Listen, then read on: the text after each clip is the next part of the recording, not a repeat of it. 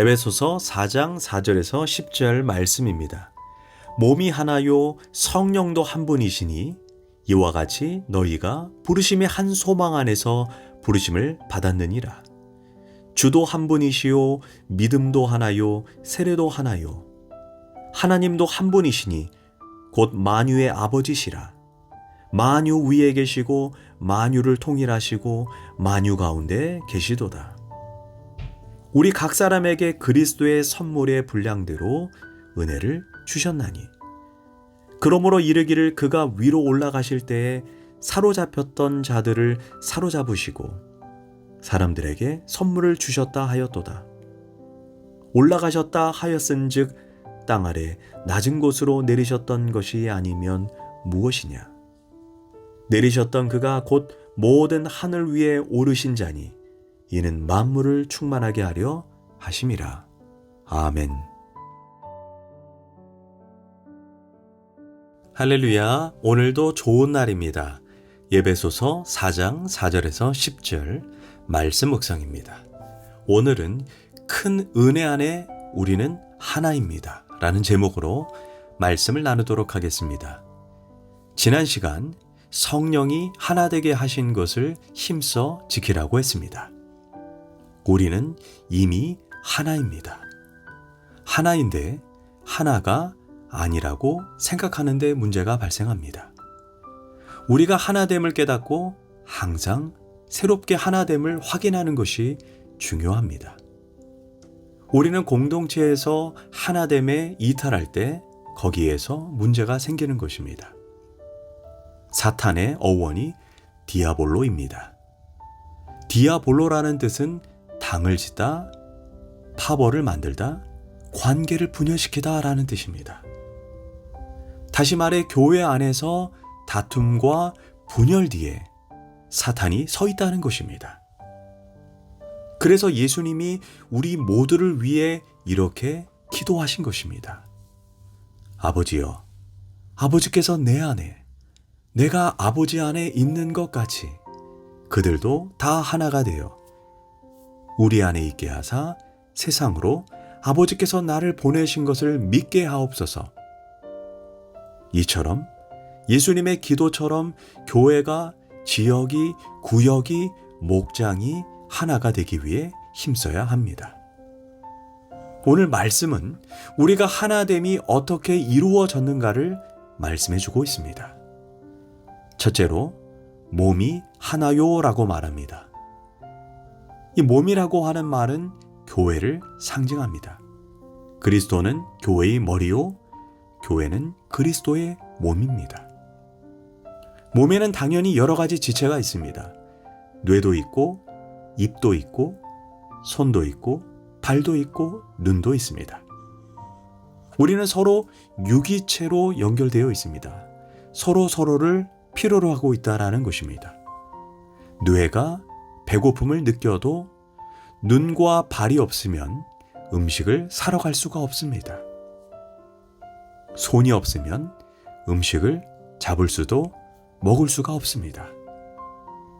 또한 입이 없으면 몸속에 음식을 넣을 수가 없고 위가 없으면 음식물을 흡수할 수가 없습니다. 우리는 서로를 필요로 한다는 것입니다. 눈이 손보다 낫다고 말할 수 없고 심장이 손을 나무랄 수가 없습니다. 또한 손가락이 다치면 손가락만 아픈 것이 아니라 머리도 찌릿찌릿하고 심장도 아프고 온몸이 다 아픕니다. 왼쪽이 아프면 오른쪽도 아픕니다. 왜냐? 유기적 관계요, 생명적 관계입니다. 그런 점에서 그리스도의 몸인 교회가 하나라는 것입니다. 둘째로 성령도 하나라고 했습니다. 우리가 같은 성령으로 구원을 받았습니다. 성령의 역사는 크게 세 가지입니다. 먼저가 중생의 역사입니다. 성령이 우리를 감동해서 우리가 예수님을 영접함으로 거듭났습니다. 바울은 성령이 아니고는 그 누구도 예수를 주로 고백할 수 없다고 했습니다. 그 다음은 성화의 역사입니다. 성령으로 말미암아 거룩해집니다. 말이 달라지고 생각이 달라지고 행동이 달라집니다. 성령님을 통해 우리의 습관도 달라집니다. 이는 의지적인 노력이 아니라 자신도 모르게 어느 순간 착해지고 깨끗해지고 온유해지는 것입니다. 나도 모르게 어느 순간 세상적인 친구, 세상적인 모임, 담배와 술이 싹 싫어집니다. 나의 가치관도 변해서 물질을 사용하는 기준도 바뀝니다. 이 모든 것은 내가 의지적인 노력으로 되는 것이 아닙니다. 어느 순간 나도 모르게 다 성령의 역사로 이루어집니다. 이것이 성화입니다. 그리고 마지막이 영화의 역사입니다. 주님이 재림하실 때 우리는 성령님을 통해 영화로운 몸, 죄를 짓지 않는 몸으로 변화된다라고 데살로니가 전서에서 말을 해주고 있습니다.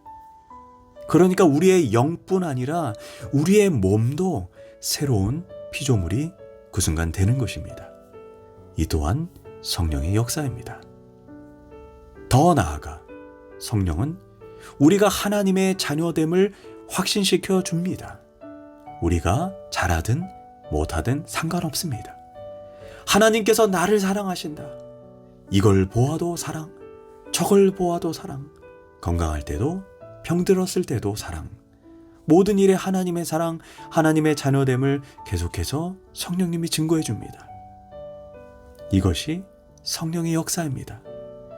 이처럼 우리는 같은 성령 안에서 중생하고 거룩해지고 영화롭게 되고 하나님의 자녀됨을 확신하게 됩니다.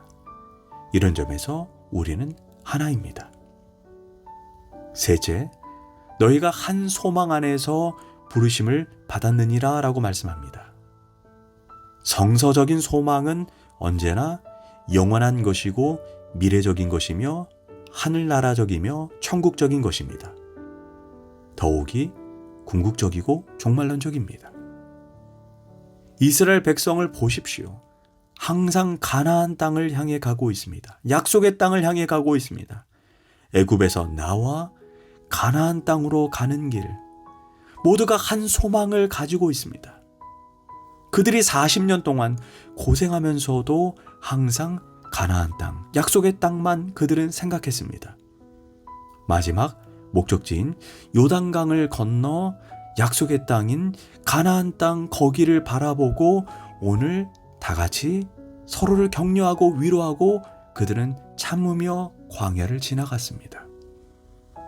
오늘 여기서 잘 살고 못 살고 뭐가 중요합니까? 약속의 땅이 중요합니다. 그래서 이스라엘 백성은 광야 40년 동안 집을 짓는 것을 하나님께서 허락하지 않으셨습니다. 오로지 천막에서만 살았습니다. 왜요? 가나안에 가야 하니까. 이처럼 우리도 지금 하늘나라라는 한 소망을 지향하고 살아갑니다. 이런 부르심의 소망을 가진 자가 이 땅에서 잘 살고 못 살고가 대수입니까? 큰 집, 작은 집이 대수입니까? 아니, 조금 먼저 가고 뒤에 가고 그것도 별 문제가 아닙니다. 우리는 그 영원한 소망을 향해 함께 가는 형제요, 자매요, 동지요, 친구요, 순례자라는 것을 잊지 말아야 합니다. 넷째, 5절에서 주도 하나요 라고 말씀하고 있습니다.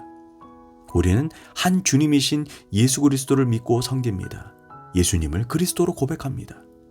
그리고 그분을 위해 살아갑니다. 목적도 하나요? 생의 의미도 하나입니다. 우리에게는 다 같이 예수님만이 주인이시고 반대로 우리는 다 주인이 아닙니다. 그것을 잊지 말아야 합니다. 그 누구도 윗사람, 아랫사람 할 것 없이 우리는 다 같이 그의 백성일 뿐입니다. 고로 우리는 다 하나입니다. 다섯째, 믿음도 하나라고 했습니다. 이것은 신앙 고백을 의미합니다. 우리가 같은 믿음으로 구원을 얻었습니다. 여기에 자기 의로 구원받은 사람 없습니다. 내가 선해서 하나님 앞에 설 수 있는 사람이 있습니까? 인간의 의는 다 50보 100보이며 대동소이입니다. 우리는 오직 믿음으로 구원을 받습니다.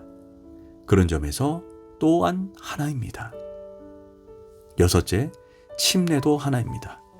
침례란 엄격하게 말하면 이렇습니다. 나는 죽고 그리스도로 살고, 율법으로 죽고 은혜로 살고 세상으로 죽고 하나님 나라로 사는 것, 이것이 바로 침례입니다. 침례는 모든 사람 앞에서 내 신앙을 공적으로 선언하는 것입니다. 다 같이 우리가 성부, 성자, 성령의 이름으로 침례를 받습니다. 이 세 가지 이름 외에 다른 이름으로 침례받는 사람 이 자리에 없습니다. 침례는 내가 죄사함을 받고 구원받았다는 의미도 있지만 동시에 우리 모두 다 똑같은 이름으로 침례를 받았기 때문에 다 하나, 한 운명이라는 뜻도 있다는 것입니다. 그런 점에서 우리는 하나입니다. 그 다음으로 6절에서 하나님도 한 분이시니 라고 말씀합니다. 우리는 하나님을 섬기고 한 하나님을 예배합니다. 그분께만 영광을 돌리는 것을 목적으로 삼습니다. 뿐만 아니라 하나님을 만유의 아버지라고 고백합니다. 만유의 아버지라고 하는 것은 이는 창조주요 생명의 근원 되심을 말씀하고 있는 것입니다. 특별히 본문에서 만유 위에 계시고 만유 가운데 계시고 만유를 통일하시도다 라고 말씀합니다. 만유 위에 계시고는 하나님의 초월성을 의미합니다. 또한 만유 가운데 계시도다는 하나님의 내재성을 의미합니다. 그리고 만유를 통일하시고는 하나님의 섭리성을 의미합니다. 즉 하나님은 세상을 초월하시고 그리고 내재하시고 섭리하시고 당신의 뜻 가운데 이끌어 가신다는 것입니다. 그래서 우리는 어떤 상황 가운데에서도 하나님을 사랑하는 자, 곧 그 뜻대로 부르심을 받은 자는 모든 것이 합력하여 선을 이룬다. 이것을 조금도 의심하지 말아야 합니다. 이제 신비롭고 귀한 말씀이 나옵니다. 7절입니다. 우리 각 사람에게 그리스도의 선물의 분량대로 은혜를 주셨나니. 하나님께서 각 사람에게 선물로 주셨다는 것입니다. 모든 것이 선물입니다. 생명도 선물이요, 구원도, 영생도, 복음도, 복음을 받아들이는 믿음도, 은사도 내 것이 없습니다. 그런데 그 선물이 얼마나 큰지 8절과 9절에서 이렇게 말씀합니다. 그러므로 이르기를 그가 위로 올라가실 때 사로잡혔던 자들을 사로잡으시고 사람들에게 선물을 주셨다 하였도다. 올라가셨다 하였은즉 땅 아래 낮은 곳으로 내리셨던 것이 아니면 무엇이냐? 이것이 무슨 뜻입니까? 예수님께서 십자가를 지신 것을 말씀합니다. 십자가의 사건은 단순히 예수님이 죽은 것만 의미하지 않습니다. 그 속에 깊은 의미가 있습니다. 예수님은 하늘 보좌를 내놓고 땅에 오시어 종의 형체를 입고 죄인이 되시고 저주받은 자가 되시고 십자가에 죽으셨습니다. 그리고 베드로전서 3장 19절의 말씀대로라면 그 영이 지옥까지 떨어지셨습니다. 육체적 고난만이 아닙니다. 영적 고난이 저 지옥 깊은 데까지 떨어졌습니다. 그랬다가 부활하심으로 말미암아 승천하여 하늘로 올라가셨습니다. 왜 땅 아래 내려가셨습니까? 사망 권세를 패배시키고 사탄을 패배시키고 아담 이후 사망의 모든 저주에 놓인 영혼들을 자유케 하기 위해 내려가신 것입니다. 그런 후에 저주에 놓인 영혼들을 높은 데까지 올리셨습니다. 이것이 그리스도의 선물의 분량입니다. 이 무한한 은혜로 인해 내가 오늘 구원받은 것입니다. 그리고 나는 절대로 나 하나가 아닙니다. 모두가 큰 은혜 안에 하나라는 것을 잊지 말아야 합니다. 기도하겠습니다. 하나님, 우리는 저 천국 본향을 향해 가는 믿음의 성도, 하나님의 자녀됨을 잊지 않고 이 땅에 하나님께서 베풀어 주신 그 한량없는 은혜를 잊지 않고 찬양하며 살게 하소서. 예수님의 이름으로 기도합니다. 아멘.